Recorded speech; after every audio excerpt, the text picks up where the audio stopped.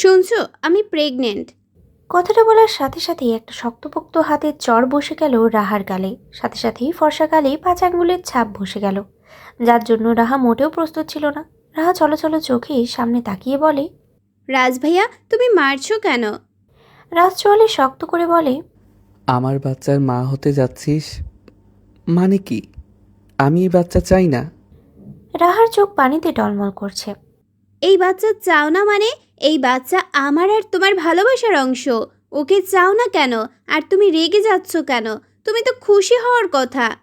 রাজ শক্ত গলায় বলে, দেখ, এত কিছুর হিসেব নিকেশ আমার কাছে চাইবি না। আমার এই বাচ্চা চাই না মানে চাই না। রাহা কৌতূহল নিয়ে বলে, কেন চাও না? তুমি কি আমাদের সম্পর্কের কথা সবাইকে জানাতে ভয় পাচ্ছ? আমরা তো লুকিয়ে বিয়ে করে নিয়েছি, আর এখন আমাদের সন্তান আসতে চলেছে। দেখবে সবাই মানবেই। রাজ রাহার কথায় আরও রেগে বলে, শোন, তোকে লুকিয়ে বিয়ে করেছিলাম বলে যে এখন সবাইকে জানাতে হবে, এটা ভুলে যা। আমি জানানোর প্রয়োজন মনে করছি না।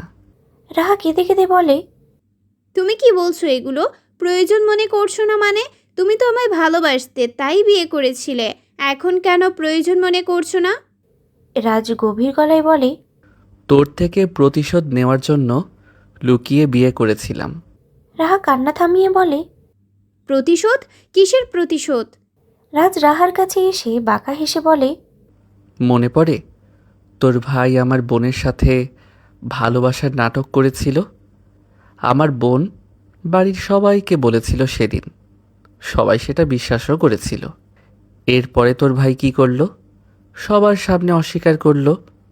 সেই দিনের পর থেকে আমার বোন লজ্জায় আর আমাদের সামনে আসেনি। রাহা ধূপ করে ফ্লোরে বসে পড়ে কাঁদতে লাগলো। রাজু রাহার সামনে হাঁটুতে ভর করে বসে বলে, শুনেছিস আমি কি বলেছি? আমার বোন তোর ভাইয়ের জন্য আর বাসায় ফিরেনি। তোর ভাই আমার বোনের সাথে যা যা করেছে, তোর সাথেও আমি তাই তাই করেছি। অবশ্য বেশি বেশি করে ফেলেছি। এখন আমি আমার বোনকে পেয়ে গিয়েছি।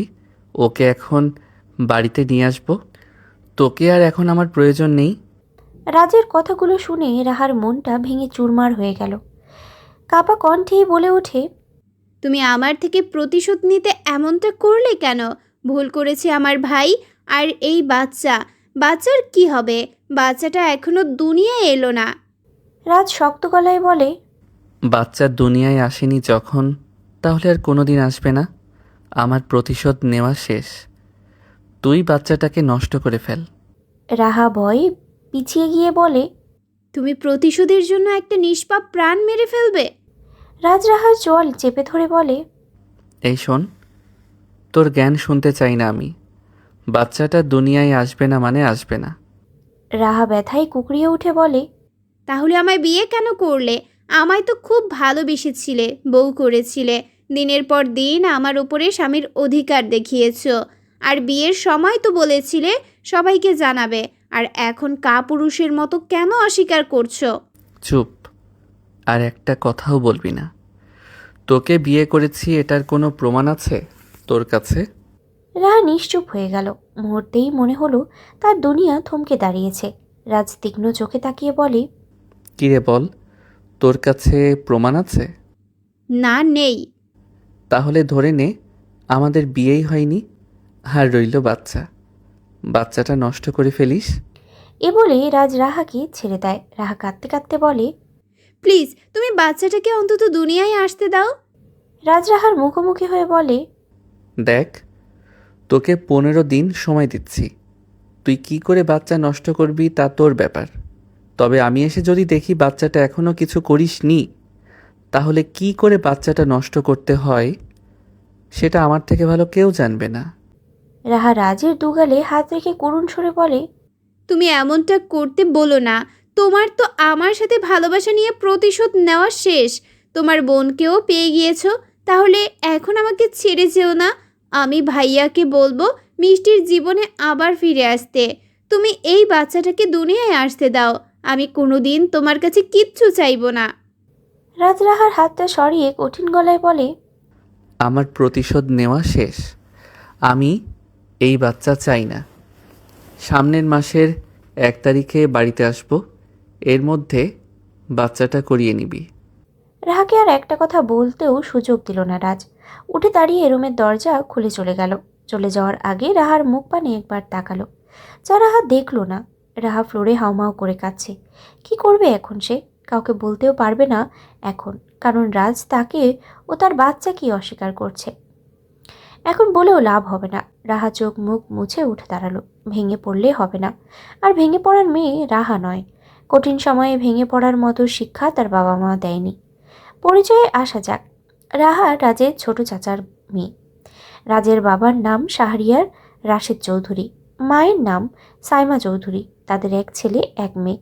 ছেলের নাম শাহরিয়ার চৌধুরী রাজ, আর মেয়ের নাম নিশিতা চৌধুরী মিষ্টি। রাশেদ চৌধুরীর ছোট ভাইয়ের নাম শাহরিয়ার রুবেল চৌধুরী, তার স্ত্রীর নাম রোমানা চৌধুরী। তাদেরও এক ছেলে এক মেয়ে।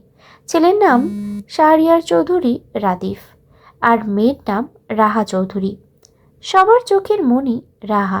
এই নিয়ে কয়েকদিন চলে গেল। রাহা ভেবে পাচ্ছে না কি করবে।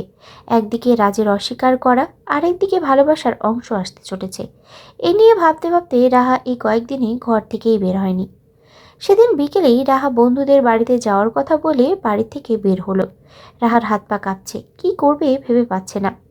এই বাচ্চাটা একা একা কি করে মানুষ করবে? রাহা একটা রিক্সা নিয়ে হাসপাতালের উদ্দেশ্যে চলে গেল। বাড়িতে গাড়ি ছিল, কিন্তু নিয়ে আসেনি। হঠাৎ রাহার মনে হলো একটা কালো গাড়ি তাকে ফলো করছে। রাহা মনের ভুল ভেবে তেমন একটা আমলে নিল না। রাহা হসপিটালের সামনে নেমে রিক্সার ভাড়া মিটিয়ে দিল।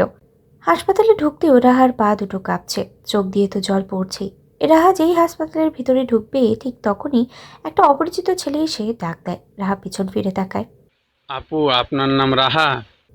রাহা স্বাভাবিকভাবেই জবাব দেয়। হ্যাঁ, আমার নাম রাহা। ছেলেটি বলে, আপু, আমার বোন অসুস্থ তো, ওই যে গাড়িতে বসে আছে। আপনাকে দেখা মাত্রই আমাকে বলল আপনি নাকি তার বান্ধবী, আর আপনাকে ডেকে নিয়ে আসতে বলল। একটু আমার বোনের সাথে দেখা করবেন? রাহা সম্মতি জানিয়ে বলে। চলুন। রাহা সেই ছেলেটার সাথে একটা গাড়ির কাছে চলে গেল। গাড়িটা সম্পূর্ণ কালো, বাইরে থেকে ভিতরের কাউকে স্পষ্ট বোঝা গেল না। ছেলেটা বলে, আপু, আমার বোন ভিতরে আছে, গাড়ির দরজাটা খুলে কথা বলুন। রাহা গাড়ির দরজা খুলতেই ভিতর থেকে আরেকটা ছেলে হ্যাচকা টান দিয়ে রাহাকে ভেতরে ঢুকিয়ে বসায়। রাহা ভয় পেয়ে বলে, আপনারা কারা আর আমাকে ধরেছেন কেন? আর এখানে না বললেন আমার কোনো বান্ধবী ডাকছে। আপনারা কি করতে চাইছেন বলুন তো? আমি কিন্তু চিৎকার করে লোক ডাকবো। একটা ছেলে রাহার মুখের সামনে একটা কাগজ এনে বলে, আপু, সব বলছি, আগে দেখুন তো এই ঠিকানাটা কোথায়। রাহা কাগজটা সামনে নিতেই সাথে সাথে সেন্সলেস হয়ে যায়। ঘণ্টাখানিক পরে রাহার জ্ঞান ফিরল। চোখ খুলে নিজের অবস্থান বোঝার চেষ্টা করলো। পরক্ষণেই বুঝে গেল সে তার নিজের রুমের বিছানায় শুয়ে আছে। রাহা সাথে সাথেই শোয়া থেকে উঠে বসলো। তার মাথায় ঢুকছে না কি করে এখানে এলো। এমন সময় তার বাবা রুবেল চৌধুরী রুমে ঢুকলেন। রাহা তার বাবার দিকে তাকিয়ে বলে, বাবা, আমি এখানে কি করে এলাম? আমি তো বাইরে গিয়েছিলাম। রুবেল চৌধুরী বলেন, তুমি নাকি তোমার বান্ধবীর সাথে ঘুরতে গিয়ে অজ্ঞান হয়ে গিয়েছিলে, আর তোমার বান্ধবীর ভাই তোমাকে দিয়ে গিয়েছে। রাহা কপাল কুঁচকালো। সব তার কাছে গোলমাল লাগছে। এই বান্ধবীর ভাই কোথা থেকে এলো? আর তাকে কেনই বা তখন সেন্সলেস করে দিয়েছিল? রুবেল চৌধুরী বললেন, আম্মু বাইরে ডাক্তার এসেছে, তোমাকে চেক আপ করতে চাই। রাহা খানিকটা ঘাবড়ে যায়। এখন যদি ডাক্তার আসে তাহলে ডাক্তার ধরে ফেলবে সে প্রেগনেন্ট, আর বাড়ির সবাই জেনে যাবে। এটা কিছুতেই হতে দেওয়া যাবে না। রাহা তার বাবাকে বলে, বাবা, তুমি ডাক্তারকে চলে যেতে বলো। আমি ঠিক আছি, আমার কিচ্ছু হয়নি। আর রাস্তায় রিক্সা দিয়ে যাওয়ার সময় মাথাটা চক্কর দিয়েছিল। রুবেল চৌধুরী রাহার সামনে বসে বলেন।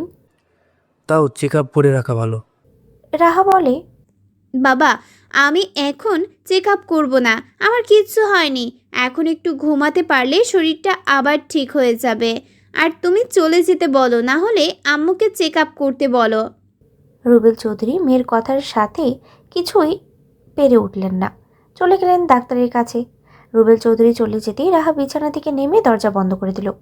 এরপরেই সামনেই দেখলো তার ব্যাগটা। সব কিছু ঠিকঠাক আছে কিনা দেখতে ব্যাগটা হাতে নিয়ে বিছানায় বসলো।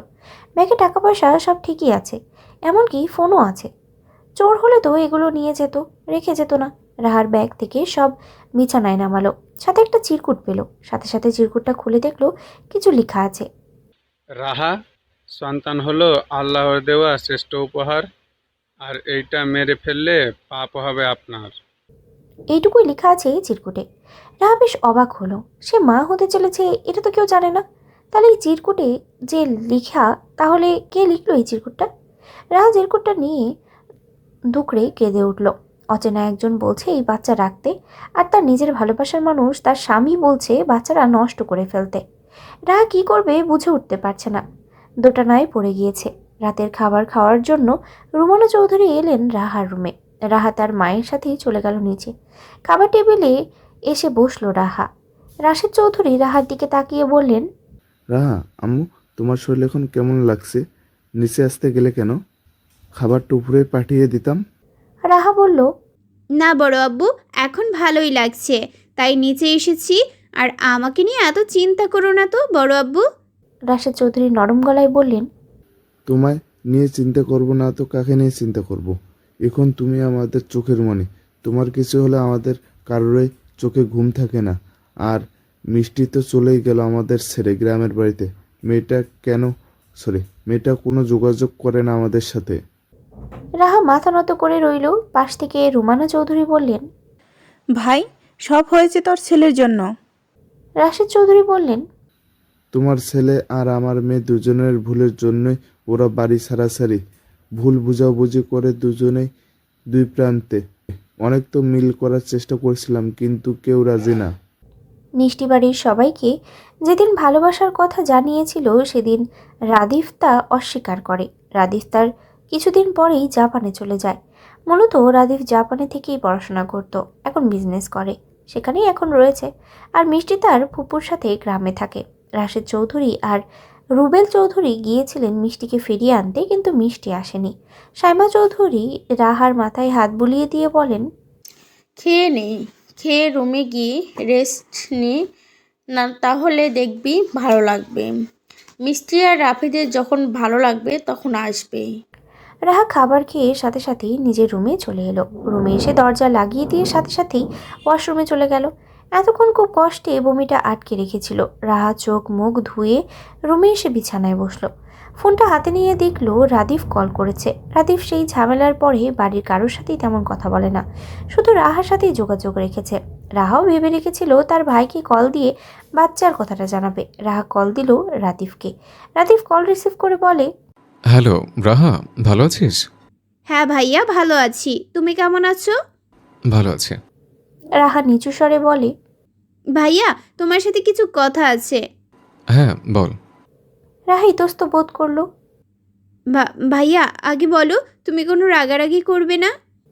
রাদিফ হেসে বলে, তুই বল, আর কখনো কি দেখেছিস আমি তোর উপর রাগ করেছে? না। তাহলে ভাইকে বল। রাহা নিচু স্বরে বলে, ভাইয়া, আমি আর রাজ ভাইয়া দুজনকে ভালোবাসি, এমনকি লুকিয়ে বিয়ে করেছি। এই শুনে রাদিফ মুচকি হেসে বলে, কি বলছিস তুই? তুই আজকে বিয়ে করেছিস? এ তো ভালো কথা। তবে আমি অনেকদিন আগে রাজের সাথে কথা বলেছিলাম, বলল তোকে নাকি ভালোবাসে। আর তোর বাড়িতে জানিয়েছিস? না ভাইয়া, জানাইনি। এই শুনে রাদিফ বলে, জানিসনি কেন? রাহা তৎক্ষণাৎ কেঁদে বলে ওঠে, ভাইয়া, রাজ এখন আমায় অস্বীকার করছে, বলেছে আমাকে ভালোবেসে প্রতিশোধ নিয়েছে। এই শুনে রাদিফ কিছুক্ষণ থমকে গেল। জিজ্ঞাসা সুরে বলে, কিসের প্রতিশোধ? তুমি মিষ্টিকে সবার সামনে অস্বীকার করেছো বলে সেইটার প্রতিশোধ নিয়েছে আমার সাথে। ভাইয়া, এখন রাজের সন্তান আমার গর্ভে। আমি ওকে বলেছি বাড়িতে জানাতে, কিন্তু ও আমায় অস্বীকার করেছে, এই বাচ্চাকেও অস্বীকার করেছে। এ শুনে রাদিফের মেজাজ তিরিক্ষি উঠে যায়। চোয়াল শক্ত করে বলে, প্রতিশোধ? ও প্রতিশোধের কি বোঝে? ও তোকে বিয়ে করে অস্বীকার করছে আর এটাকে প্রতিশোধ বলে চালিয়ে দিচ্ছে। আমি মিষ্টিকে কেন অস্বীকার করেছি কেউ জানতে চেয়েছে? আর রাজ না যেন তোর সাথে এমন করেছে, আমি ওকে ছাড়বো না। রাহা নাক টেনে বলে, ও বলেছে 1 তারিখের মধ্যে বাচ্চা নষ্ট করে ফেলতে। কিন্তু ভাইয়া, আমি এই বাচ্চাটা নষ্ট করতে চাই না। আমি এই বাচ্চাটাকে দুনিয়ার আলো দেখাতে চাই। রাদিফ চোখ বন্ধ করে রাগ নিয়ন্ত্রণ করলো। বোনের সাথে কোনো রাগারাগি করতে চায় না, তাই ঠান্ডা গলায় বলে, তুই কাঁদিস না, কাঁদা বন্ধ কর। আমি যা বলছি শোন। ও যখন প্রতিশোধ নেওয়ার জন্য এত দূর পর্যন্ত গিয়েছে, এখন বাচ্চাটাকে অস্বীকার করছে। তুই বাচ্চাটা নষ্ট করিস না, এতে পাপ হবে। রাহা অস্থির কণ্ঠে বলে, কিন্তু ভাইয়া, আমি একা এই বাচ্চাটাকে মানুষ করব কি করে? রাজ এখন আমায় অস্বীকার করেছে। আমি এখন বাবা, বড় আব্বু কাউকে বলতে পারছি না। আর এই বাচ্চা দুনিয়ায় এসে ওর বাবাকে চাইলে কি বলবো? রাদিফ কিছুটা নরম হয়ে শুধালো, বাচ্চা এসে তার বাবাকে চাইলে কি বলবি? বাচ্চা এসে তার বাবাকে চাইলে কি বলবি এটা পরে দেখবি। আগে বাচ্চাটাকে নিয়ে তোকে ভালোভাবে বাঁচতে হবে। তুই আমার বোন না? আমার বোন তো স্ট্রং। আমার বোন হেরে যাওয়ার মেয়ে নয়। এরপরে রাহা আজকের ঘটনাটা রাদিফকে বলল। সব শুনে রাদিফ শক্ত গলায় বলে, রাহা কিছুটা ঘাবড়ে যায়। রাদিফ ফিরে এলে রাজের সাথে তার ঝামেলা হবেই। রাজেরও রাদিফের উপরে রাগ রয়েছে তার বোনকে অস্বীকার করার কারণে, আর রাদিফেরও রাগ বাড়ছে তার বোনকে অস্বীকার করার কারণে। রাহা দুজনকে মুখোমুখি আনার মতো ভুল করবে না, প্রয়োজন পড়লে সেই চলে যাবে। রাহা ঠিক করলো সে বাড়ি থেকে চলে যাবে, কিন্তু কোথায় যাবে, কি করবে, এটা তার ভাই ঠিক করে দেবে। রাহা চোখ মুখ মুছে বলে, না ভাইয়া, তুমি এসো না। আমি ঝামেলা চাই না ভাইয়া। রাজ বাড়িতে নেই, চট্টগ্রাম গিয়েছে, ফিরবে 1 তারিখের মধ্যে। কিছু একটা করতে হবে, না হলে রাজ আমার বাচ্চাটাকে শেষ করে ফেলবে। এখন এই বাচ্চা আর নিজেকে বাঁচাতে হলে এই বাড়ি থেকে চলে যেতে হবে আমাকে। লাগবে না আমার রাজকে। আমি আমার বাচ্চা একাই মানুষ করে ওকে দেখিয়ে দিব ভাইয়া। তোমাকে আমার পাশে চাই। কিন্তু ভাইয়া, আমি বাড়ি ছেড়ে কোথায় গিয়ে থাকবো? রাদিফ কিছুক্ষণ ভেবে বলে, তো অন্য কোথাও রেখে আমি শান্তিতে থাকতে পারবো না। তুই আমার কাছে চলে আসতে পারবি? শুধু আমার কাছে চলে আয় তুই।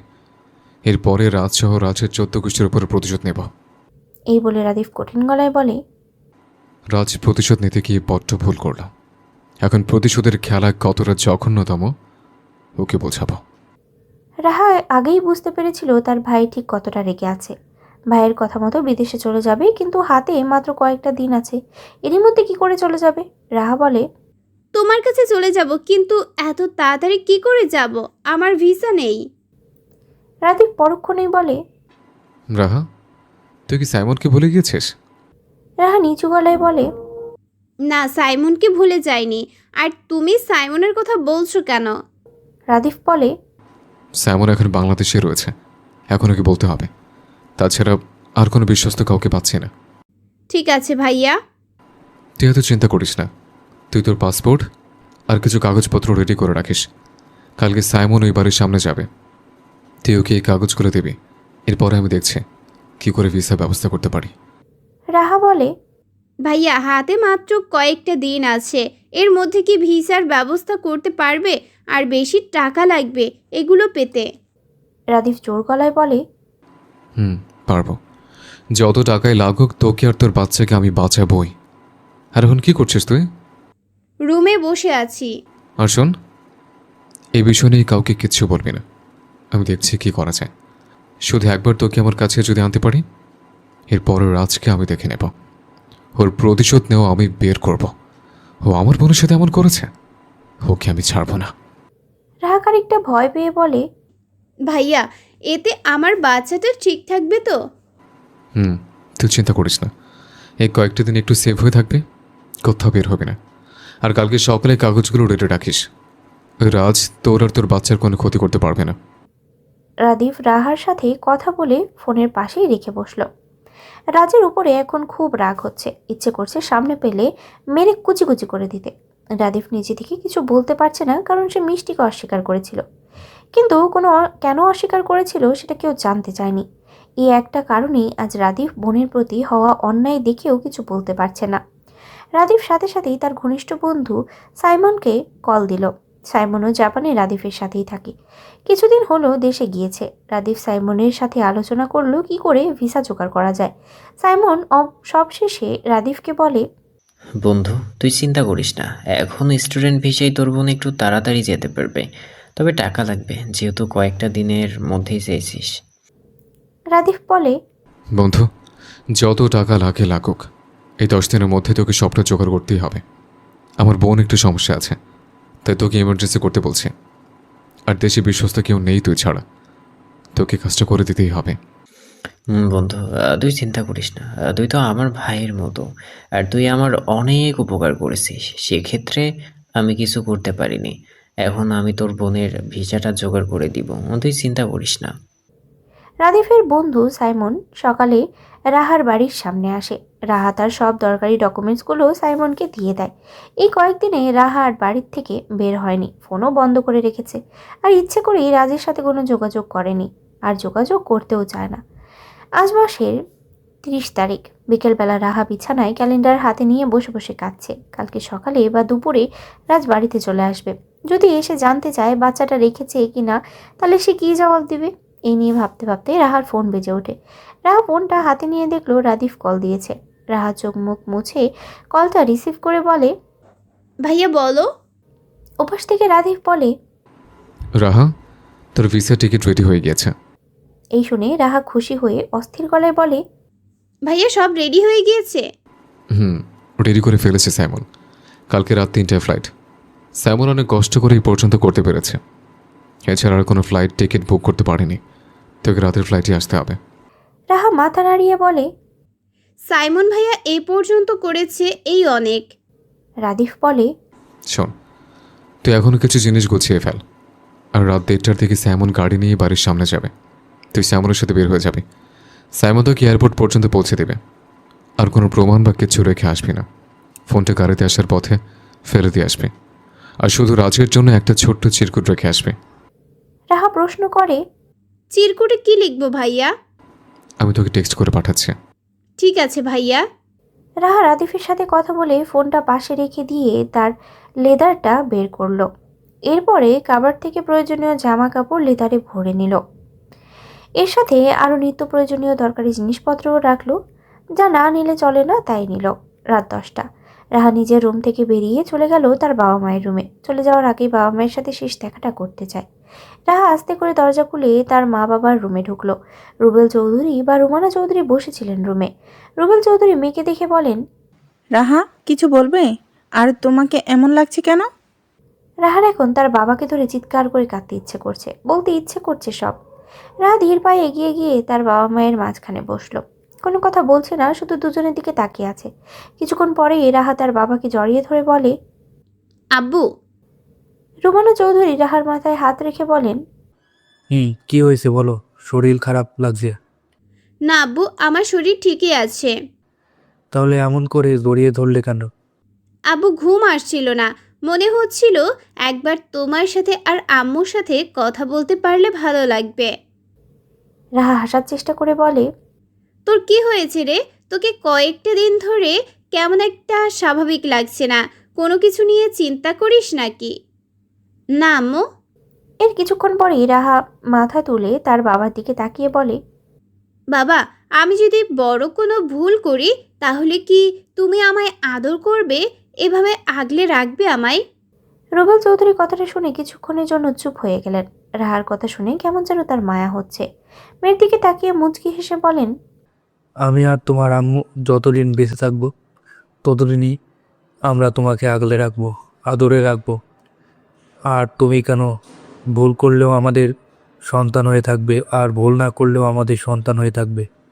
রুবেল চৌধুরী মেয়ের মাথায় হাত বুলিয়ে দিয়ে বলেন, জানো, তোমার ভাইয়ার জন্য এখনো আমাদের কষ্ট হয়।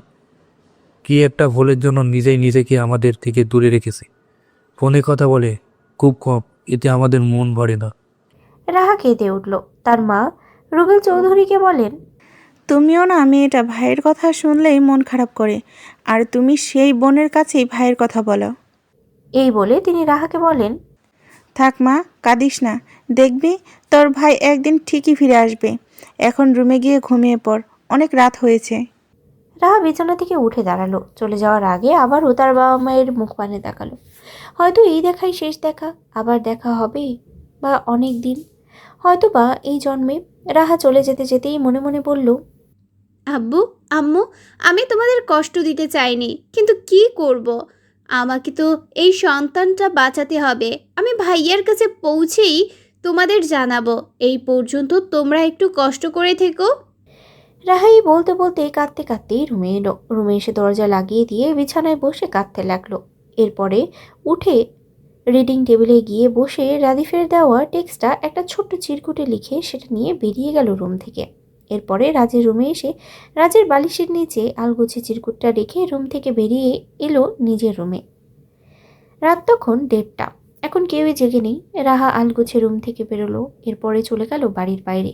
গেটের সামনে দুজন দারোয়ান বসা ছিল বলে বাড়ির পিছনের দিক দিয়ে বের হলো। সাইমনকে দেখতে পেয়ে কিছুটা হাফ ছাড়লো। সাইমন রাহার হাত থেকে লেদারটা নিয়ে গাড়িতে তুলে রাহাকে বলে, তুই গাড়িতে উঠে বস। রাহা যেই ব্যাক সিটের দরজা খুলতে যাবে ঠিক তখনই সাইমন বলে, রাহা, সামনে বসো। রাহা সম্মতি জানিয়ে সামনের সিটে বসলো। এরপরে সাইমন গাড়িতে উঠে বসলো। এর মাঝে কয়েকবার রাদিফ কল দিয়েছিল। দুজনেই রাদিফের সাথে কথা বলেছে। সাইমন রাহাকে নিয়ে এয়ারপোর্টে চলে এলো। গাড়ি থেকে নেমে রাহার হাতে পাসপোর্ট, ভিসা আর টিকিট দিয়ে বলে, রাহা, এই যে তোমার পাসপোর্ট, ভিসার টিকিট। তুমি কিন্তু স্টুডেন্ট ভিসায় যাচ্ছ, আর সব কিছু ওকে করা। রাহা কি বলে ধন্যবাদ দিবে তা মুখে আসছে না। সাইমন এইভাবে চেষ্টা না করলে হয়তো রাহা আজ এয়ারপোর্টে এসে দাঁড়াতে পারতো না। রাহা চোখের জল নিয়ে বলে, ভাইয়া, আপনাকে ধন্যবাদ জানালে হয়তো কম হয়ে যাবে। আপনি না থাকলে আমি যেতেই পারতাম না। সাইমন হেসে বলে, ওয়েলকাম, দেখে শুনে যেও। আর ওইখানে রাদীপ তোমাকে অপেক্ষা। ঠিক আছে ভাইয়া, আপনি ভালো থাকবেন। রাহা পাসপোর্ট, ভিসা, টিকিট দেখিয়ে ভিতরে চলে গেল। সাইমন দাঁড়িয়ে রইল। যতদূর পর্যন্ত রাহাকে দেখা যায় তত দূর পর্যন্ত দেখল। সকাল 11টা বাজতেই সবার চোখে পড়ল রাহা এখনও রুম থেকে বের হয়নি, এমনকি কারোর সামনেও আসেনি। রাশেদ চৌধুরী আর রুবেল চৌধুরী অফিসে চলে গিয়েছে। বাড়িতে রয়েছে শুধু সাইমা চৌধুরী ও রুমানা চৌধুরী। তারা পুরো বাড়ি তন্নতন্ন করে খুঁজলেন, কিন্তু কোথাও রাহাকে পেলেন না। রাহা রুমে এসেও পেলেন না, অথচ রুমটা সুন্দর করে পরিপাটি করে রাখা। ঘণ্টাখানেক অপেক্ষা করেও যখন রাহার কোনো খোঁজ পাওয়া গেল না, তখন সাইমা চৌধুরী ও রুমানা চৌধুরী অস্থির হয়ে পড়লেন। সাইমা চৌধুরী গেটের দারোয়ানের কাছে গিয়েও বললেন তারা রাহাকে দেখেছে নাকি, কিন্তু তারা দেখেনি। এই শুনে সাইমা চৌধুরী কিছুক্ষণ থমকে দাঁড়িয়ে রইলেন। এরপরে বাড়ির ভিতরে এলেন রুমানা চৌধুরীর কাছে। রুমানা চৌধুরী কেঁদেই চলেছেন। এর আধ ঘন্টা পরেই রুবেল চৌধুরী আর রাশেদ চৌধুরী বাড়িতে এলেন। রুবেল চৌধুরী রুমানা চৌধুরীকে বলেন, রাহার কোনো খোঁজ পেয়ে তো? রুমানা চৌধুরী কান্না জড়িত কণ্ঠে বলেন, না, আমি ওর কোনো খোঁজ পাইনি। পুরো বাড়ি খুঁজেছি, বাহিরেও খুঁজেছি, ওর সব বন্ধু বান্ধবীকে কল দিয়েছি, কিন্তু কোথাও নেই মেয়েটা। এই শুনে রুবেল চৌধুরী রাগ নিয়ে বলেন, জলজন্ত একটা মানুষ বাড়িতে থেকে উধাও হয়ে গেল, এটা তুমি বুঝতে পারোনি? কি করো বাড়িতে যে মেয়েটাকে দেখলে না? রাশেদ চৌধুরী তৎক্ষণাৎ পুলিশকে কল দিয়ে সবটা জানালেন, সাথে রাহার ছবিও পাঠিয়ে দিলেন। এরপর তিনি রুবেল চৌধুরীকে নিয়ে থানার উদ্দেশ্যে বেরিয়ে পড়লেন। বিকেলবেলা রাজ বাড়ির উদ্দেশ্যে ফিরেছে, সাথে তার বোন মিষ্টিও আছে। মিষ্টি হেসেই বলে, ভাইয়া, তাহলে আজ রাহার কথাটা বাড়িতে জানাবে। রাহা খুব খুশি হবে। এই কয়েকটা দিনে হয়তো মেয়েটা খুব কষ্ট পেয়েছে। রাজ শুকনো মুখে বলে, পেয়েছে হয়তো। আর ও যা জেদি, আমার মনে হচ্ছে ও বাড়িতে জানিয়ে দিয়েছে, না হলে তো পরিবেশ ঠান্ডা থাকার কথা না। মিষ্টি চিন্তিত স্বরে বলে, কিন্তু ভাইয়া, তুমি যে বললে ও নাকি হসপিটালে গিয়েছিল, তাহলে ও কি বাচ্চাটা নষ্ট করে ফেলেছে? রাজ বলে, সেদিন আমার বন্ধুরা ওকে মিথ্যে বলে ভুলিয়ে ভালিয়ে ওকে বাড়িতে দিয়ে গিয়েছিল। এরপরে আর ও বাড়িতে থেকে বের হয়নি। আমি দারোয়ানের থেকে খোঁজ নিয়েছি, আর ওর প্রাণ গেলেও এই বাচ্চা ও নষ্ট করবে না। মিষ্টি বলে, ভাইয়া, তুমি ওকে শুধু শুধু এত বড় কষ্টে রেখে এসেছিলে, বাড়িতে বলে দিয়ে আসতে। রাজ হালকা হেসে বলে, ওকে বোঝাতে চেয়েছি ওর ভাই কি ভুলটা করেছে তোর সাথে, আর এইটা হয়তো রাদীপ জেনে গিয়েছে। এখন বুঝবে নিজের বোনের সাথে এমন হওয়ার যন্ত্রণা কতখানি। তবে আজকে বাড়িতে গিয়ে সবাইকে সবটা জানিয়ে দিব। রাহা দেখবি অনেক খুশি হয়েছে, আর বাড়ির সবাইও খুশি না হয়ে পারবে না। রাজ মিষ্টিকে নিয়ে বাড়িতে ঢুকলো। বাড়ির ভিতরে ঢুকতেই বুঝলো বাড়িটা কেমন থমথম মেরে আছে। রাজ এগিয়ে যেতেই সাইমা চৌধুরী অস্থির কণ্ঠে বলেন, রাজ, তোকে কতবার আমরা কল করেছি, তুই কল ধরিসনি কেন?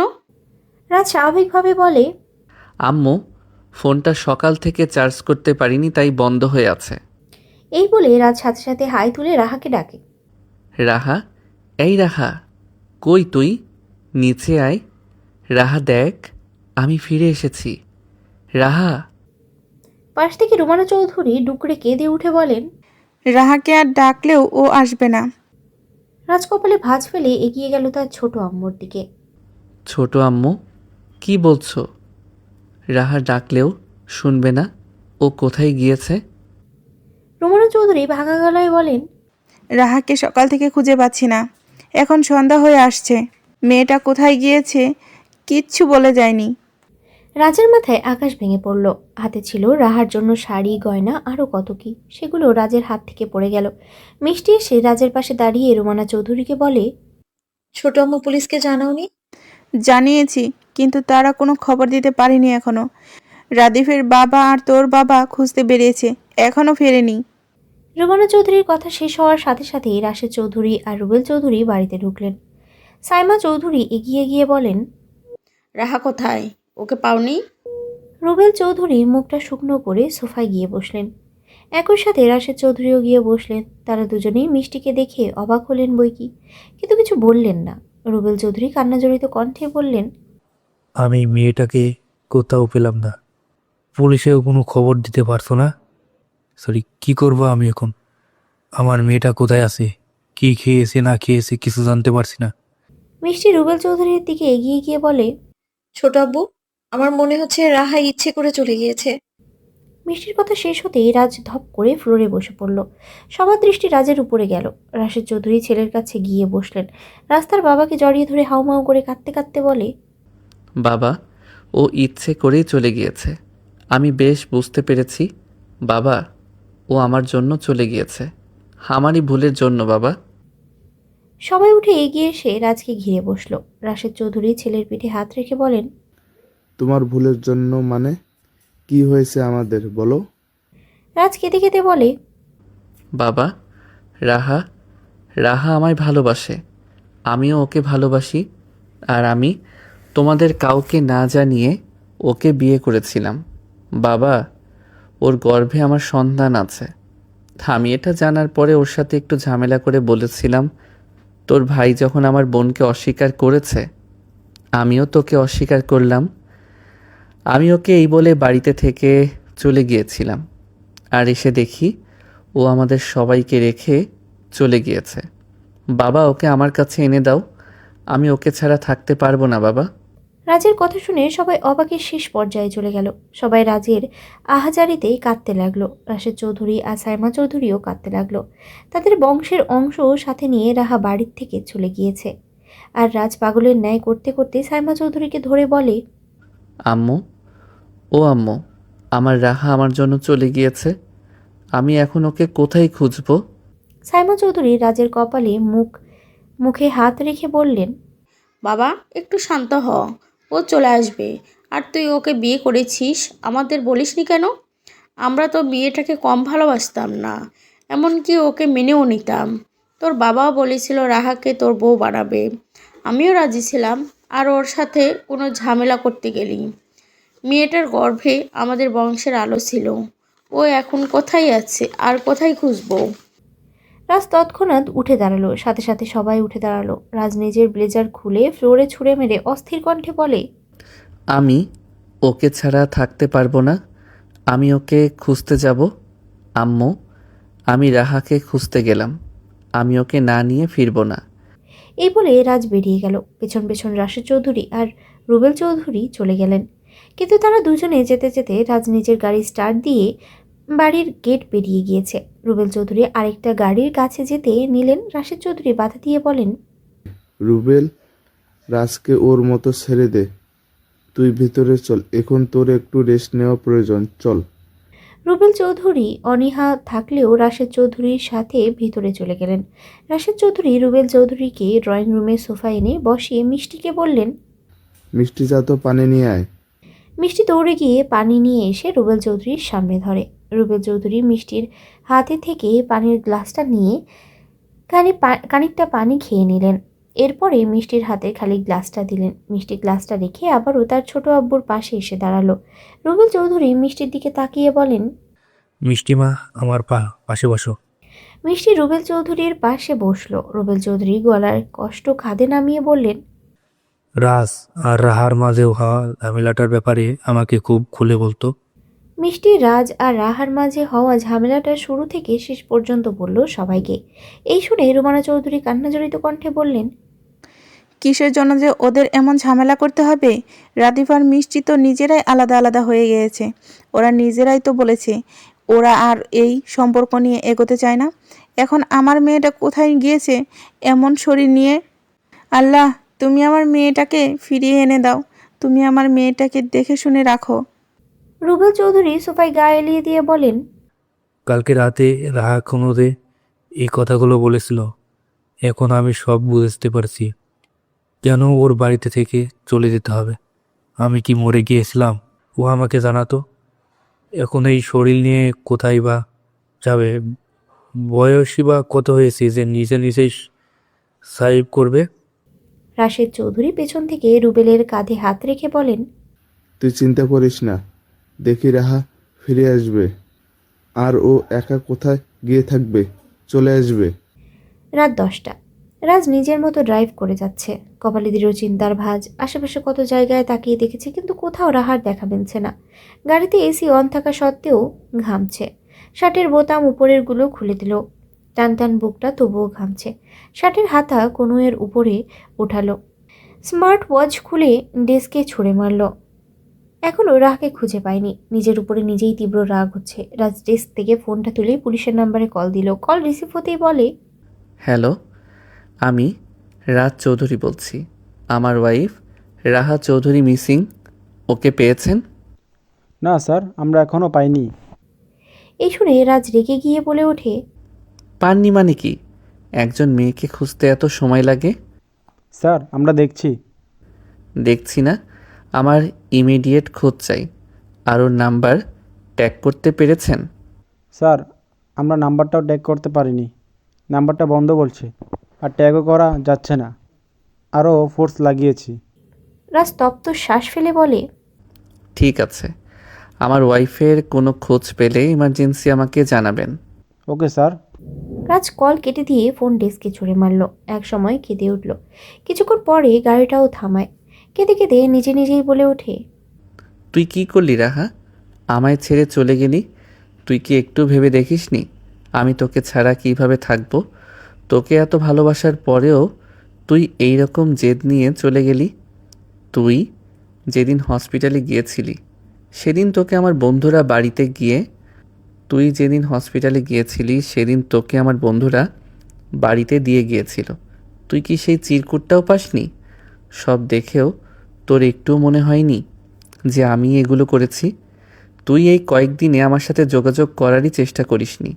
তোকে বিয়ে করলাম, নিজের করে রাখলাম, আর তুই সেদিনের কথাগুলো শুনেই আমার থেকে দূরে চলে যাওয়ার সিদ্ধান্ত নিলি।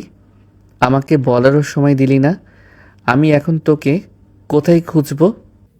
রাহা এয়ারপোর্ট থেকে বেরিয়ে এক কোণে দাঁড়িয়ে রইল। রাদীপ রাহাকে দেখা মাত্রই দৌড়ে এগিয়ে এলো রাহার কাছে। রাহার চোখে পানি চলচল করে উঠল। মুহূর্তেই ভাইকে জড়িয়ে ধরে কেঁদে দিল। রাদীপ রাহার চুলে হাত বুলিয়ে দিয়ে বলে, কাঁদছিস কেন? তোর ভাইয়ের কাছে চলে এসছিস না? কোনো ভয় নেই। রাদীপ রাহার হাত থেকে লেদার নিয়ে বলে, চল, অনেক চিন্তায় ছিলাম। তুই যে একা একা এই পর্যন্ত এসছিস, কোনো বিপদ হয়নি, আলহামদুলিল্লাহ। রাদীপ এক হাতে লেদার নিয়ে আরেক হাতে রাহাকে নিয়ে চলল পার্কিং জোনে। সেখানে আসতেই রাদীপের একটা বাঙালি বন্ধু নাম শিফাত বলে ওঠে, বোন তো এসেছিস, আর এইটা তোর বোন?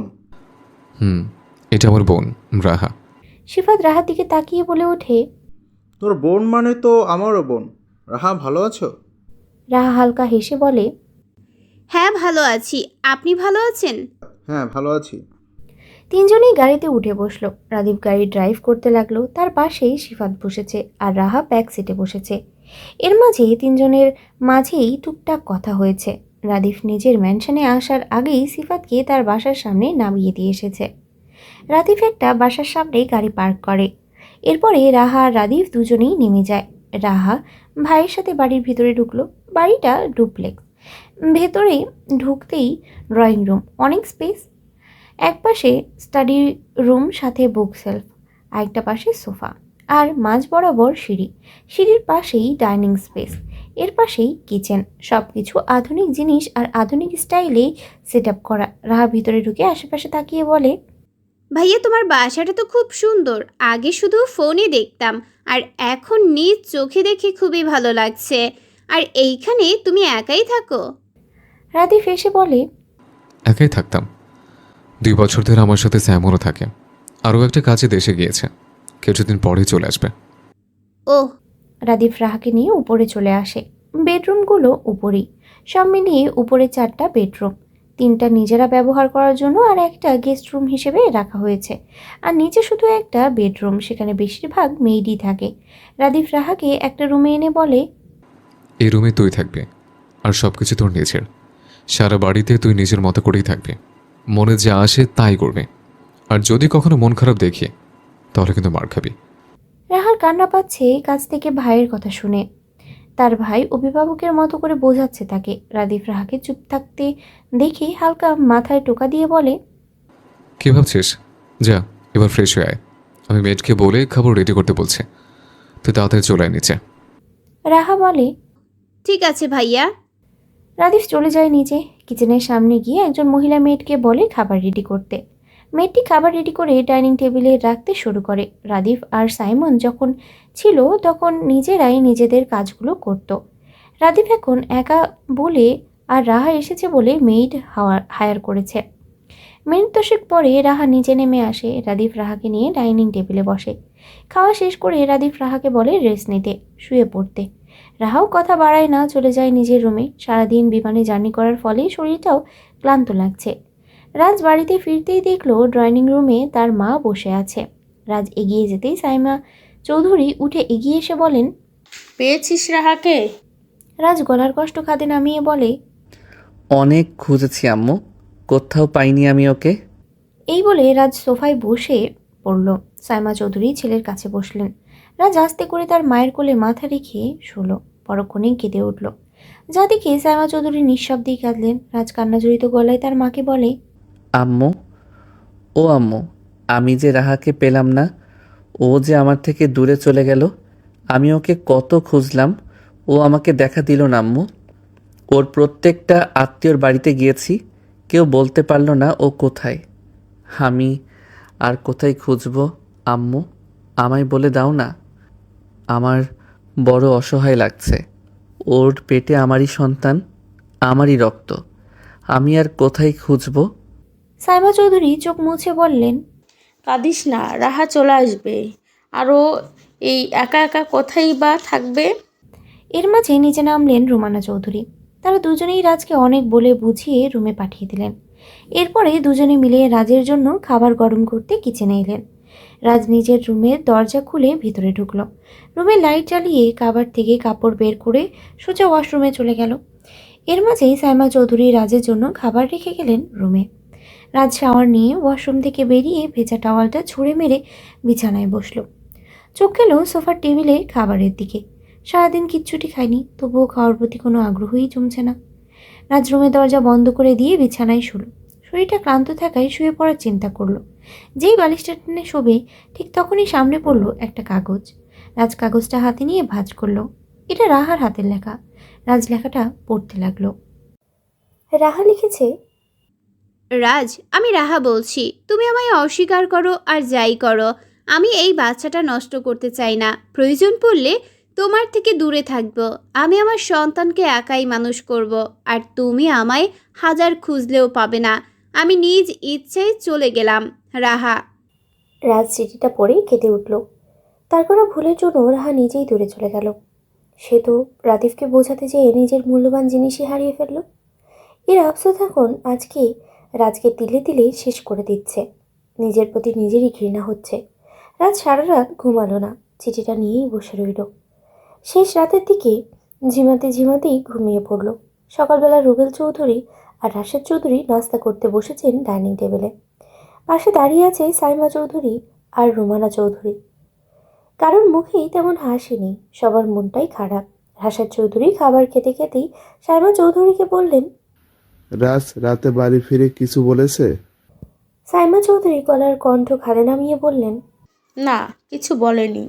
রুবেল চৌধুরী খাওয়া শেষ করে সোফায় গিয়ে বসলেন। ফোন বের করে পুলিশকে কল দিলেন। রাশেদ চৌধুরীও খাওয়া শেষ করে সোফায় গিয়ে রাশেদ চৌধুরীর পাশাপাশি বসলেন। এমন সময় রাজ নিচে নেমে এলো। রাজকে দেখা মাত্রই রাশেদ চৌধুরী বললেন। রাজ এখানে এসো। রাজ এগিয়ে আসতেই রুবেল চৌধুরী তপ্ত শ্বাস ফেলে উঠে চলে গেলেন। রাজ আর রাশেদ চৌধুরী ওনার দিকে কিছুক্ষণ তাকিয়ে রইল। ওনার মনে যে রাজের জন্য তীব্র রাগ বেড়েই চলেছে এটা বুঝতে বাকি রইল না সবার। রাশেদ চৌধুরী রাজকে পাশে বসতে বললেন। রাজ বসলো। সারা রাত না ঘুমানোর কারণে চোখ দুটো লাল হয়ে আছে, সাথে প্রচণ্ড মাথা ব্যথা। রাজ চুপচাপ বসে আছে। রাশেদ চৌধুরীও কিছু বলছেন না। কিছুক্ষণ পরে তিনি নিজেই নীরবতা ভেঙে রাজকে বলেন। রাজ রাহার বিষয়টা কি রাফিদকে জানাবে? রাদিফের কথা শুনতেই রুমানা চৌধুরী এগিয়ে এলেন। রাজ নিচু গলায় বলে। জানাও। রুমানা চৌধুরী ভয়ার্থক গলায় রুবেল চৌধুরীকে বলে ওঠেন। ভাই, রাদিফকে জানালে পরিবেশ কি আদৌ কি ঠান্ডা থাকবে? যদি শুনে রাজ ওর জন্যই রাহার সাথে এমন করেছে, তাহলে রাদিফ আপনাকে কাউকে ছেড়ে কথা বলবে না। রাশেদ চৌধুরী বলেন। এই বলে ওকে জানাবো না? ও রাহার বড় ভাই, ওর অভিভাবকের মতো ওকে জানানো প্রয়োজন। আর ভাবি, ওকে জানালে ও যদি ওর খবর দিতে পারে, বন্ধু বান্ধব দিয়েও খোঁজ করতে পারে। রাশেদ চৌধুরী রাদিফকে কল দিল। রাদিফ আজ নিজের বাড়িতেই রয়েছে। আজ আর অফিসেই বা কোনো জায়গাতেই বের হবে না, বোনের সাথেই থাকবে। রাদিফ ড্রয়িং রুমে বসে ফোন স্ক্রল করছিল। ঠিক তখনই রাশেদ চৌধুরীর কল এলো। রাদিফ ইচ্ছে করেই প্রথমবার ধরল না, তার কল ধরার বিন্দুমাত্র ইচ্ছে নেই। এরপরে আবার কল দিতেই কলটা ধরল। রাশেদ চৌধুরী বললেন। রাফিদ, কেমন আছো?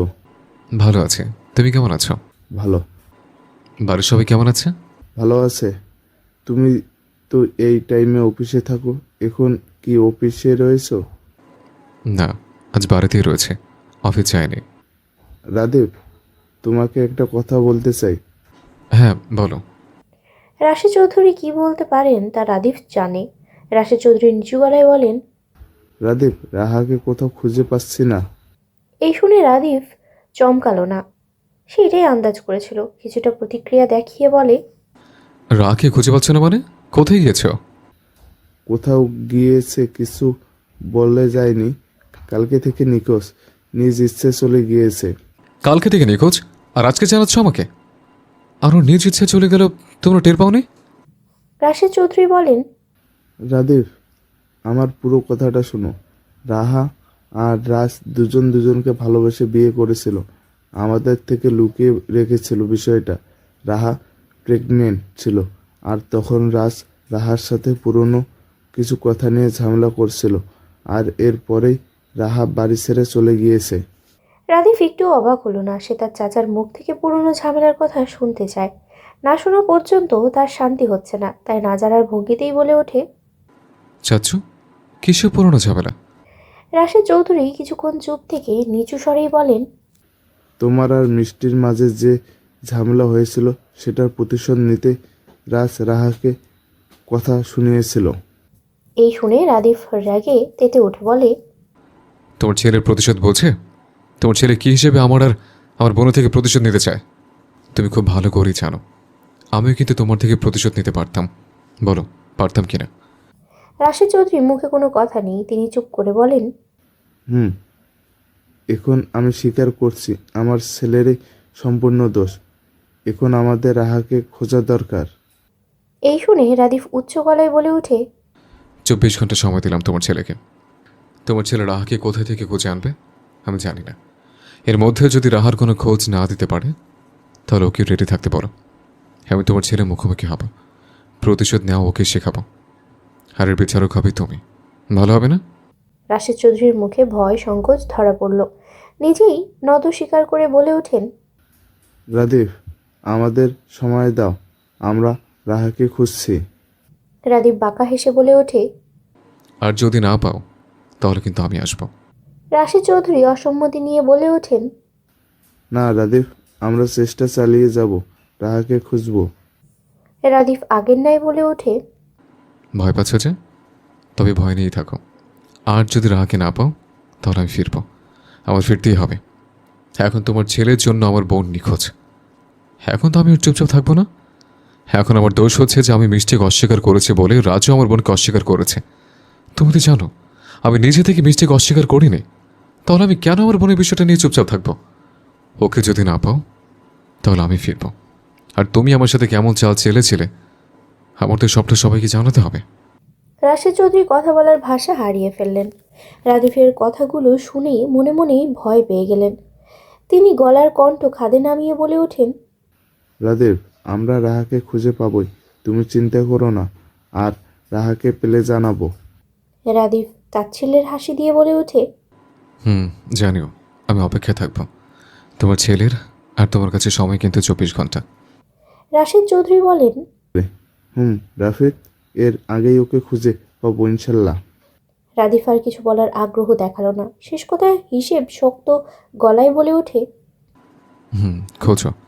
আর না বলে আমি কি করবো তা তোমার ভালো করেই জানা আছে। রাদিফ এই কথায় বলে কল কেটে দিয়ে ফোনটা টেবিলে রাখলো। পিছনে দাঁড়িয়ে আছে রাহা।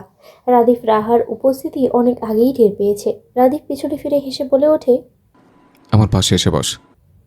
রাহা ভাইয়ের পাশে এসে বসলো। অনেকটা কৌতূহল নিয়েই রাদিফকে বলে ওঠে, ভাইয়া তোমার সাথে কি বড় আব্বুর কোনো পুরনো ঝামেলা আছে? রাদিফ ঠান্ডা গলায় বলে ওঠে, তুই বুঝিস না আমি কেন বড় অব্বুকে চাচু বলে ডাকি? ওনার প্রতি আমার আর আগের মতো কোনো রেসপেক্ট নেই বা কোনো কথা বলার আগ্রহ নেই, আর না কোনোদিন হবে। রাহা প্রশ্ন করে, কেন ভাইয়া, কি হয়েছিল যার জন্য তুমি বড় আব্বুকে দেখতে পারো না? রাদিফ রাহার মাথায় হাত রেখে হেসে বলে ওঠে, সব জানতে পারবি, শুধু একটু অপেক্ষা কর। রাহার মনে প্রশ্ন থাকা সত্ত্বেও কোনো প্রশ্ন করল না। তার ভাইকে সে বিশ্বাস করে। একটু যখন অপেক্ষা করতে বলেছে তাহলে অপেক্ষাই করবে। রাদিফ মেয়েটকে হাই তুলে ডাক দিল। মেয়েট সাথে সাথেই তাদের সামনে এসে বলে, জি স্যার বলুন। রাদিফ রাহাকে দেখিয়ে বলে, ও সকাল থেকে কিচ্ছু খায়নি, ওর খাবার রেডি কর। Okay sir. মেয়েটি সাথে সাথেই চলে গেল। রাদিফ রাহাকে খাবার টেবিলে গিয়ে বসতে বলে। রাহা বাধ্য মেয়ের মতো গিয়ে বসে পড়ল। এদিকে রাশেদ চৌধুরী রাদিফকে সাথে কথা বলা শেষ করতেই রাজ বলে ওঠে, বাবা, রাদীপ কি বলল? রাশেদ চৌধুরী রাদিফের সাথে হওয়া কথাগুলো কিছুই রাজকে বললেন না। তিনি অস্থির ভঙ্গিতে উঠে দাঁড়িয়ে রাজকে বলে ওঠেন, রাজ, আমাদের রাহাকে খুঁজতে যেতে হবে। রোমানা চৌধুরী রাশেদ চৌধুরীকে বলেন, ভাই, রাদিফ কি রাগারাগি করেছে? রাশেদ চৌধুরী লম্বা শ্বাস ফেলে বলেন, বোনকে না পেলে তো ভাইয়ের রাগ উঠবে, তবে আমাদের আর দেরি করা উচিত হবে না। রাহাকে দ্রুত খুঁজে বের করতে হবে। আর রাজ, তুমি আমার সাথে এসো, তোমার সাথে আলাদা কিছু কথা বলতে চাই। রাস্তার বাবার দিকে তাকিয়ে কিছুক্ষণ ভাবলো, বাবা কেন এমন কথা ঘোরালো? রাদিফ যা যা বলল রাস্তা পাশে বসে কিছু হলেও শুনেছে। তাহলে তার বাবা সবার সামনে বলছে না কেন? আর আলাদা করেই ডাকছে কেন? এখন তার বাবার কাছেই সব কিছুর উত্তর। এখন তার বাবা সবার সামনে যখন এড়িয়ে যাচ্ছে, তাহলে রাজের এই পুরো জিনিসটা জানতে তার বাবার সাথে আলাদা করেই কথা বলতে হবে। এর একটু পরেই রাদিফের ফোনে আবারও কল এলো। এবার স্ক্রিনে তাকিয়ে দেখলো সাইমনের কল। রাদিফ কল রিসিভ করে বলে, কিরে, কেমন আছিস? বন্ধু ভালো আছি, তুই কেমন আছিস? ভালো। সাইমন বলে, তুই আজ অফিসে যাসনি? না, যাইনি। আজ রাহার সাথেই থাকবো, কালকে যাবো অফিসে। ও বন্ধু শোন। হ্যাঁ বল। বন্ধু আমি কালকে ফিরে আসতে। রাদিফ খুশি হয়ে বলে, কি, কালকে আসছিস? রাশেদ চৌধুরী নিজের রুমে পা রাখতে না রাখতেই রাজ এসে হাজির। রুমে ঢুকতে ঢুকতেই তার বাবাকে বলে, বাবা, তোমার সাথে আমারও কিছু কথা আছে। রাশেদ চৌধুরী দাঁড়ালেন। রাজ তার বাবার সামনে দাঁড়িয়ে বলে ওঠে, বাবা, তুমি কিছু লুকোচ্ছ আমাদের থেকে? রাশেদ চৌধুরী গম্ভীর স্বরে বলেন, কি লুকাবো তোমার থেকে? রাজ স্তব্ধ শ্বাস ফেলে বলে, বাবা, তুমি রাদীফের সাথে যা যা কথা বললে তা আমার কানেও একটু হলেও এসেছে। রাদীপ রাহাকে না পেলে কি বলতে চাই সবাইকে? আমার মনে হচ্ছে তোমার আর রাদীফের সাথে পুরনো ঝামেলা রয়েছে, যা এখন রাহার নিখোঁজ হওয়ার সাথে সাথে রাদীপ সবাইকে বলতে চায়। রাশেদ চৌধুরী কপালে ভাঁজ এনে বলেন, রাদীপের সাথে আমার কেন কোনো ঝামেলা হবে? ও রাহার নিখোঁজ হওয়ার কথা শুনে কথাগুলো বলেছে, আর ও মিষ্টিকে ছেড়ে যাওয়ার পরে তো আমাদের সাথে ভালো করেই কথা বলে না। রাস্তার বাবার চোখে স্পষ্ট দেখতে পাচ্ছে তার বাবা কিছু লুকাচ্ছে, যা বড় একটা ধাঁধা মনে হচ্ছে রাজের কাছে। রাজ মনে মনেই ভাবল, না, এইভাবে বাবার থেকে কোনো কথা জানা যাবে না। আমাকে রাদিফের সাথেই যোগাযোগ করতে হবে। কিন্তু রাদিফ কি আমার সাথে কথা বলবে?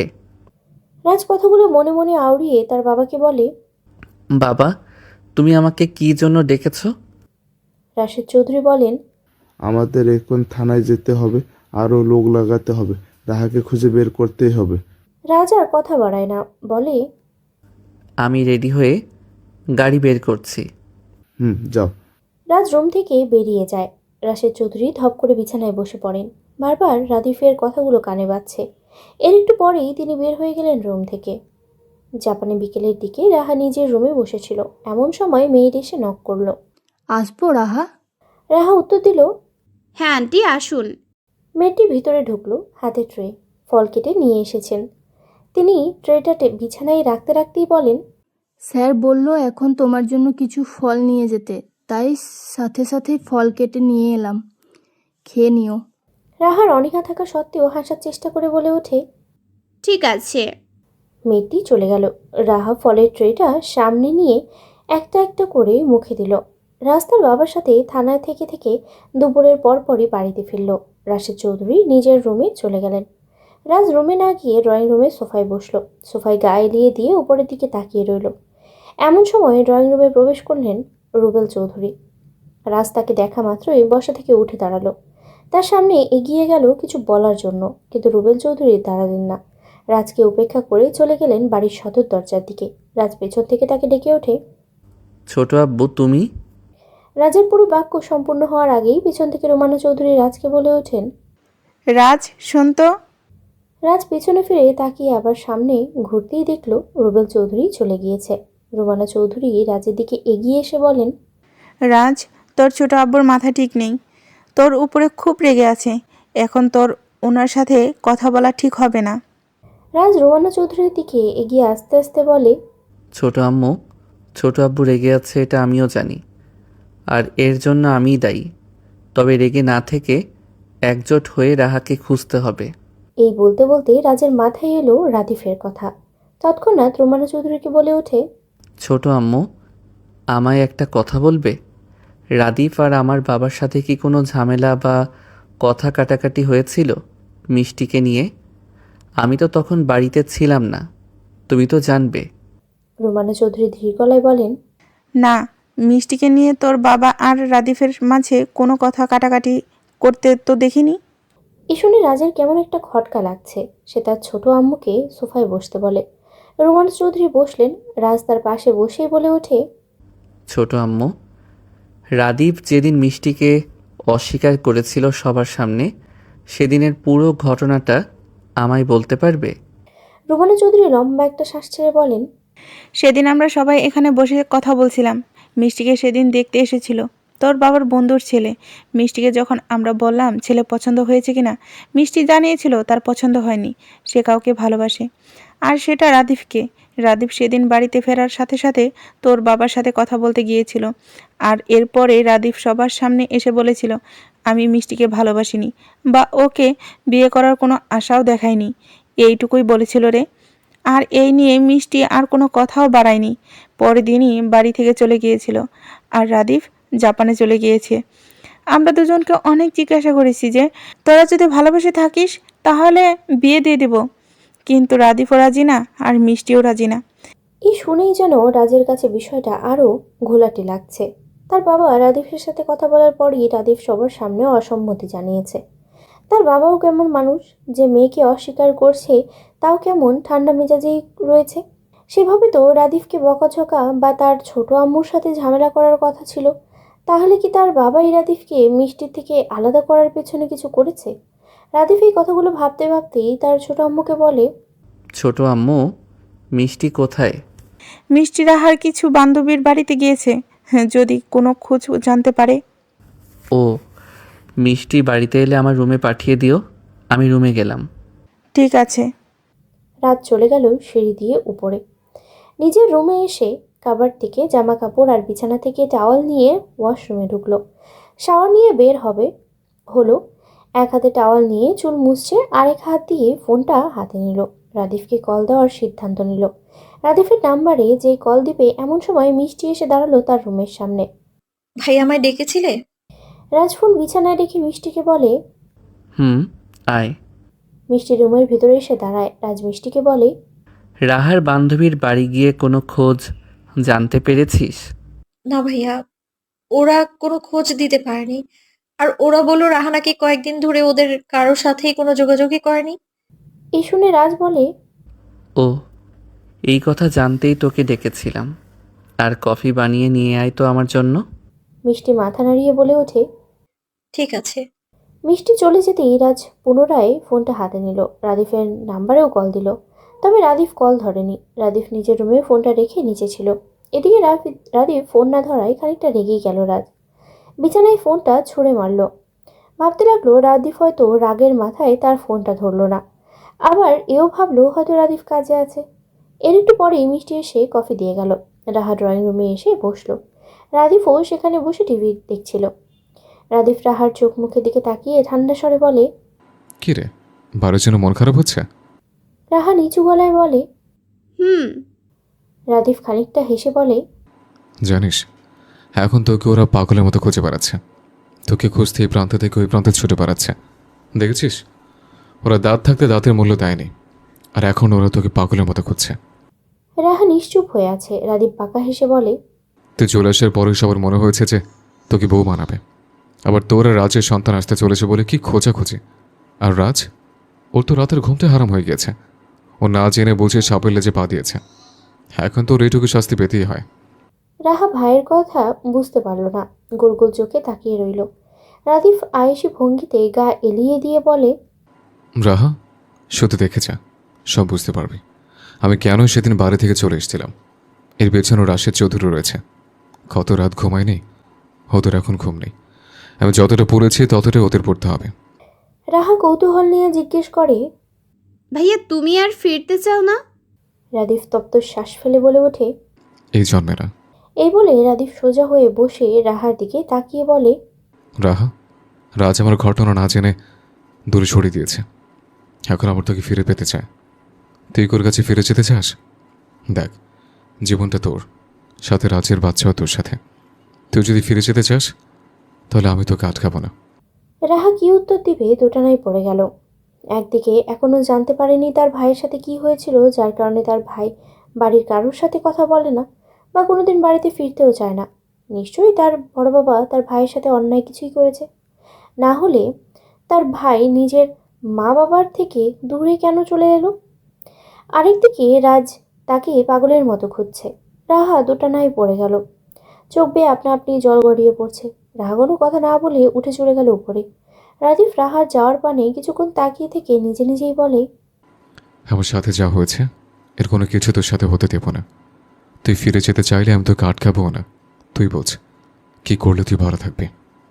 তবে চাই তুই রাজের কাছেই ফিরে যা। তুই একা একা কেমন করে তোর বাচ্চাটাকে মানুষ করবি? আর আজকেও তোর প্রয়োজন। রাহা নিজের রুমে এসে দরজা লাগিয়ে দিয়ে বিছানায় শুয়ে বালিশে মুখ গুজে ডুকরে ডুকরে কাঁদছে। কী বা করবে এখন। রাদিফ ফ্রিজের রুমে এসে ফোনটা হাতে নিতেই দেখতে পায় রাজের নাম্বার থেকে কল এসেছে। রাদিফ কল ব্যাক করার মতো আগ্রহ দেখালো না, ফোনটা পকেটে ভরে চলে গেল রুম থেকে। রাত সারাদিন বাড়িতেই রইল, ভাবতে লাগলো এই ঘোলাটে বিষয়টা, কিন্তু উত্তর মিলল না। না তার বাবার থেকে কোনো উত্তর পাচ্ছে, না রাদিফ এখনো কল দিচ্ছে। রাজ বিছানার পাশে সাইড টেবিলে ড্রয়ার খুলে রাহার চিঠিটা বের করলো। খুব মনোযোগ দিয়ে পড়লো চিঠিটা। কয়েকবার পড়ার পরেই কেমন একটা সন্দেহ হলো। রাহা একা একাই কোথায় গিয়ে থাকবে? বয়সও তো তেমন নয় যে নিজে নিজেই সার্ভাইভ করবে। এর পেছনে কেউ নেই তো। সে হয়তো রাহাকে যেতে সাহায্য করতে পারে। এমনও তো হতে পারে যে রাহা তার সাহায্য নিয়েই লুকিয়ে আছে। কথাগুলো রাজ ভাবতে ভাবতে গভীর ভাবনায় তলিয়ে গেল। এর কিছুক্ষণ পরেই রাজ নিজের রুম থেকে বেরিয়ে গেল রাহার রুমে। রুমটায় ঢুকে লাইটটা অন করলো। রুমটা স্বাভাবিকভাবেই গুছিয়ে রেখে গিয়েছে, কোনো জিনিসই এদিক সেদিকে নেই, সব ঠিক আছে। রাজ এগিয়ে এসে বিছানায় বসলো। বিছানার সাথে ল্যাম্প টেবিলটায় নজর দিল। ড্রয়ার খুলে দেখলো কোনো কিছু আছে নাকি। রাজ বিছানার সাইড টেবিলের ড্রয়ার থেকে তেমন কিছুই পেল না। নিচের ড্রয়ারটা খুলতেই চোখে পড়লো প্রেগনেন্সি কিট। একটা নয়, কয়েকটা। রাজ সবগুলোই হাতে নিল। সবগুলোই পজিটিভ। রাজ সেগুলো হাতে নিয়ে অঝরে কেঁদে উঠল। নিজের প্রতি নিজেই মাত্রাতিরিক্ত রাগ হচ্ছে, ঘৃণা হচ্ছে। নিজে থেকে যেই ভুলটা করেছে তার জন্য আফসোসের কোনো শেষ নেই। না তার বাবার থেকে কোনো উত্তর পাচ্ছে, না রাহার কোনো খোঁজ মিলছে। পরের দিনও ঠিক এভাবেই চলল। সন্ধ্যার পরপরই রাজ থানা থেকে বাড়িতে ফিরছিল। রাহা আজকেও কোনো খবর পাওয়া যায়নি। রাজ ড্রাইভিং করতে করতে এর মাঝেই আবার রাদিফকে কল দিয়ে যাচ্ছিল। কয়েকবার কল দেওয়ার পরে রাদিফ কল রিসিভ করলো। রাজ কিছু বলার আগেই ওপাশ থেকে রাদিফ গম্ভীর গলায় বলে, রাহাকে পেয়েছিস? রাজ গাড়ি থামায় রাস্তার সাইডে। এরপরে বলে, রাদিফ, রাহাকে পাইনি।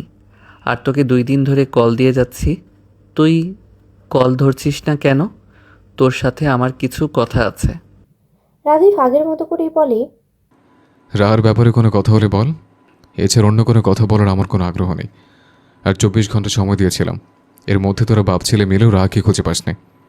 এই শুনে রাজ থতমত গলায় বলে, রাদিফ, কথাটা আগে শোন। রাহা কারো সাহায্য নিয়ে লুকিয়ে আছে, যার জন্য আমরা এত খোঁজার পরেও পাচ্ছি না। আর তোকে যা বলতে চেয়েছিলাম, আমার মনে হচ্ছে তোর আর বাবার মাঝে কিছু একটা চলছে, যে আমি বা কেউ জানি না। রাদিফ বাঁকা হেসে বলে, বুদ্ধি খাটিয়ে যখন এই পর্যন্ত জানতে পেরেছিস, তাহলে এর পরেও জানতে পারবি।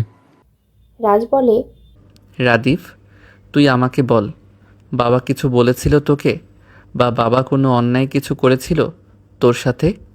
এইটুকু শুধু তুই বল, আর কিচ্ছু জানতে চাইব না।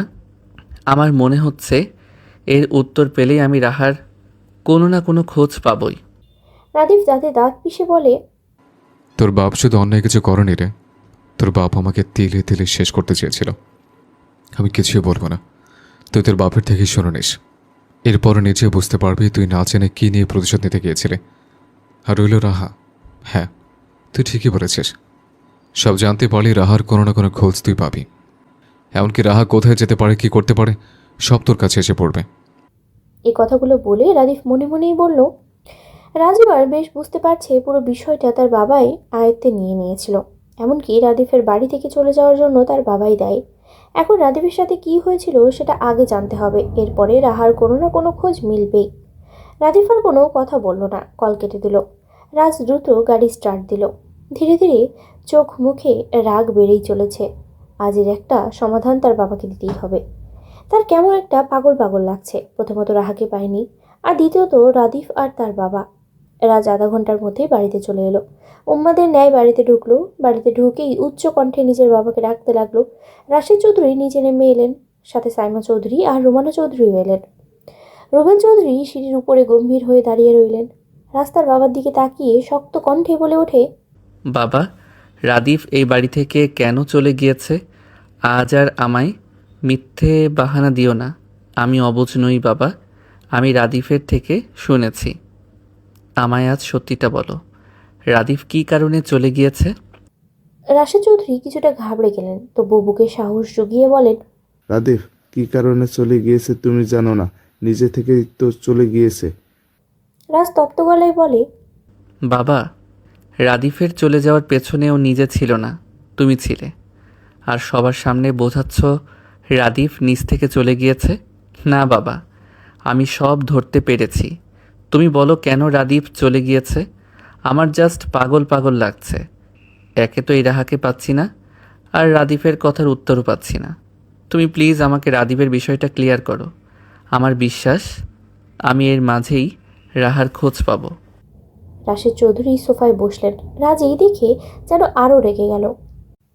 রাজ শক্ত গলায় বলে ওঠে, বাবা, আমি তোমাকে কিছু জিজ্ঞাসা করছি। রাশেদ চৌধুরী বলেন, রাজ তুমি জানো কেন রাদীপ চলে গিয়েছে? এখন এখানে আমার প্রশ্ন তুলছো কেন? রাদীপ নিজের ইচ্ছায় চলে গিয়েছে। না বাবা, তুমি ভুল বলছো। রাদীপ নিজ ইচ্ছায় চলে যায়নি। রাশেদ চৌধুরী উদ্বিগ্ন কণ্ঠে বলে ওঠেন, তাহলে কি বলতে চাইছো? আমি বের করে দিয়েছি রাদীপকে?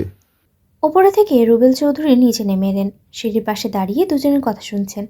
রুমানা চৌধুরী রাজকে বলেন, রাজ, রাহাকে পাওয়া যাচ্ছে না। আর তুই রাদিফকে নিয়ে কেন পড়ে আছিস? এই শুনে রাজ চোখ বন্ধ করে ফোঁস করে নিঃশ্বাস ছেড়ে বলে ওঠে, ছোট আম্মু, এখন আমার কাছে রাহার থেকে রাদিফের বিষয়টা জানা বেশি ইম্পর্টেন্ট। রাশেদ চৌধুরী রাগ নিয়ে বললেন, রাজ, তোমার মাথায় ঠিক নেই।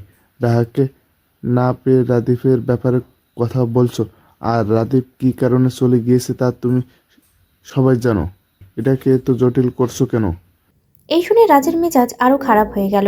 পাশে থেকে একটা ফুলদানি নিয়ে সোফার টি টেবিলে আঘাত করলো। সাথে সাথেই কাচের টি টেবিলটা ভেঙে গেল। সবাই রাজের এমন রাগ দেখে চমকে উঠল।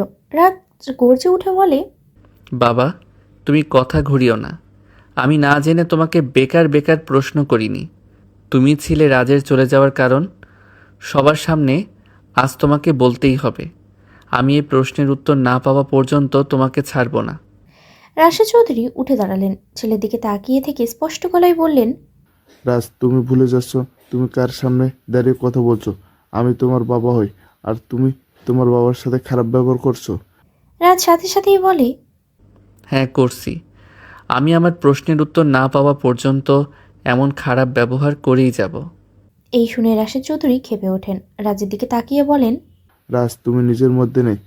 রাহার জন্য উন্মাদ হয়ে উঠছো। নিজের রুমে যাও। আমি যাব না।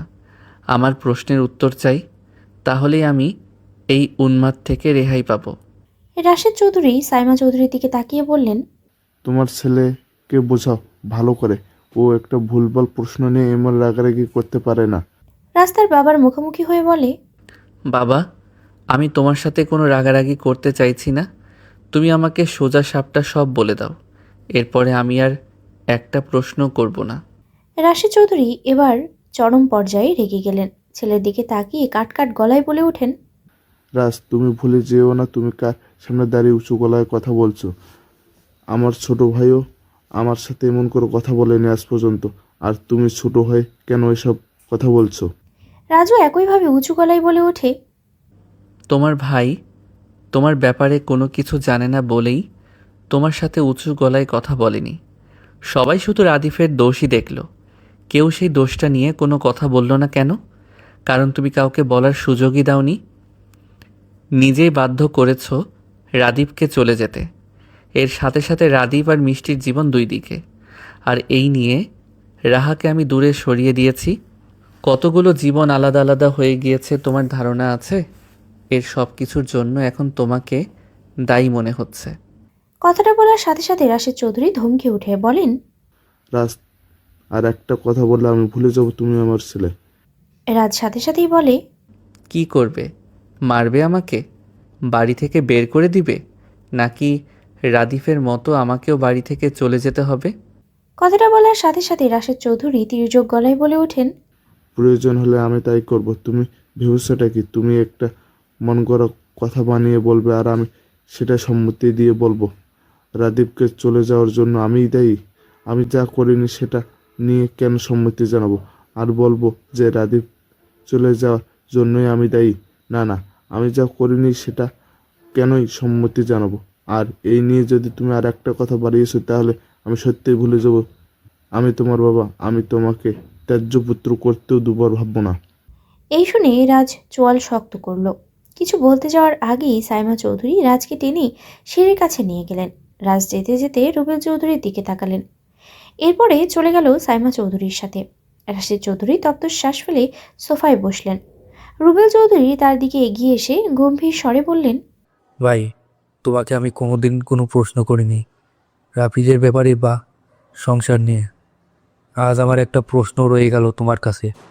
রাশেদ চৌধুরী তাকে বসতে বললেন। রুবেল চৌধুরী বসে বললেন, ভাই, রাত যা বলে গেল তার মধ্যে কি সব কথাগুলোই মূল্যহীন? এর মাঝে কি কোনো সত্য লুকিয়ে আছে? রাশেদ চৌধুরী ছোট ভাইয়ের দিকে তাকিয়ে থেকে নরম গলায় বলে ওঠেন, তুইও কি আমার ছেলের মতো আমায় দোষারোপ করছিস? রুবেল চৌধুরী বললেন, দোষরূপ না, আমি তোমার কাছে জানতে চাইছি এই নিয়ে যদি কোনো সত্য কিছু থেকে থাকে তাহলে তোমার রাজকে বা আমাদের সবাইকে বলে দেওয়া উচিত। কেননা এতে কতগুলো জীবন, আর রাজ এটা নিয়ে তোমার কাছে আবার আসবে। যদি রাজের কথাগুলো মূল্যহীন হয় তাহলে তুমি ওকে বোঝাও। জাপানের সময় রাত 10টা। রাহা বাড়িতে একা, শুধু মেইড আছে আর তার ভাই গিয়েছে সাইমনকে এয়ারপোর্ট থেকে আনতে। রাদিফ রাহাকে যেতে বলেছিল, কিন্তু রাহা যায়নি। রাহা নিজের রুমেই বসেছিল। হঠাৎ করেই তার হাত দুটো পেটের উপরে রেখে লম্বা একটা শ্বাস ছেড়ে বলে ওঠে, আমি এখন কি করব আল্লাহ, আমায় বলে দাও। যে আমার সন্তানকে মারতে চেয়েছিল, আমি তার ভয়ে আজ এখানে এসেছি। এখন সে আমাকে পাগলের মতো খুঁজে বেড়াচ্ছে। আমি এখন কি করব? আমার কি ফিরে যাওয়া উচিত? রাহা নিজের মতো একা একা কথা বলতে বলতে ঘুমিয়ে পড়েছে। এদিকে রাদিফ সাইমনকে নিয়ে বাড়িতে ফিরল। সাইমন বাড়িতে ঢুকেই কেমন একটা উদাসীন চোখে আশেপাশে নজর বুলালো। রাহাকে খুঁজেছে তার দুই চোখ। সাইমন রাদিফের দিকে তাকিয়ে বলে, এই ভাই, রাহা কোথায়? ওকে দেখতে পাচ্ছি না যে। রাদিফ হালকা হেসে বলে ওঠে, হয়তো ঘুমিয়ে পড়েছে, শরীরটা দুর্বল তো। মেয়েটি ভিতর থেকে বেরিয়ে এলো। রাদিফ তাকে দেখে বলে, রাহা কোথায়? ঘুমিয়ে পড়েছে নাকি? জি স্যার, ঘুমিয়ে পড়েছে। এই শুনে রাদিফ সাইমনকে বলে, ঘুমিয়ে পড়েছে, এখন তুই রুমে যা, সকালে রাহার সাথে দেখা করিস। ঠিক আছে। রাদিফ নিজের রুমে ঢোকার আগে রাহার রুমে ঢুকলো। বিছানায় তাকাতেই দেখলো রাহা ঘুমিয়ে আছে। রাদিফ এগিয়ে এসে রাহাকে এক নজর দেখে লাইট নিভিয়ে চলে গেল। সাইমন নিজের রুমে এসে ফ্রেশ হয়ে নিচে নেমে এলো। রাদিফও নিচে নেমেছিল। এরপর দুজনেই খেতে বসলো। মেড খাবার বেড়ে দিচ্ছে। খাবার খাওয়ার মাঝেই সাইমনের ফোনে কল এলো। সাইমন এক হাত দিয়ে কলটা রিসিভ করে কানে ধরলো। ওপাশ থেকে অস্থির কণ্ঠে কিছু কথা ভেসে এলো।